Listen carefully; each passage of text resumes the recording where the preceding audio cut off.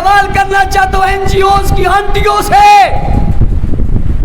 تم کل پھر نکل آؤ گی اور کہو گی ہم عورتوں کے حقوق کی بات کر رہی ہیں۔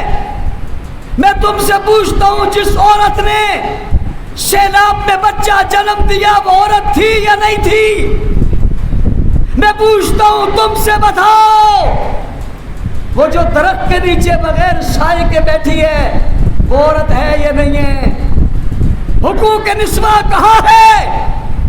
وہ عورت جس کا بچہ پانی میں بہ گیا وہ دیوانہ ہو گئی، دیوانہ، یہ بھی عورت ہے یا نہیں ہے؟ آج اس کا بچہ اس کی گود میں، وہ اپنے بچے کو دودھ تلے رکھتی ہے، دودھ نہیں آتا۔ او بھائیو، دودھ کچھ کھانے سے آتا ہے، اس کے جسم اور چھاتی میں دودھ ختم ہے، وہ اپنے بچوں کو نہیں پلا سکتی اور بچہ اس کا رو رہا ہے، کچھ اور کھا نہیں سکتا۔ بتاؤ یہ عورت نہیں ہے؟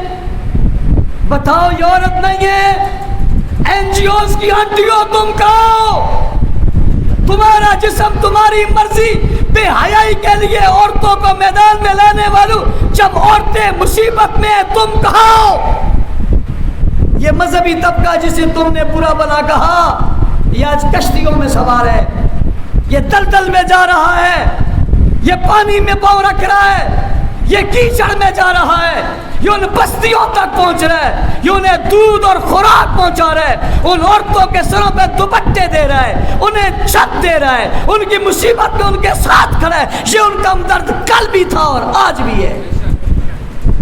کہاں ہیں وہ طبقے؟ وہ میڈیا کہاں ہے جو ایک ایک خبر کسی کے مرنے کی بتاتا تھا؟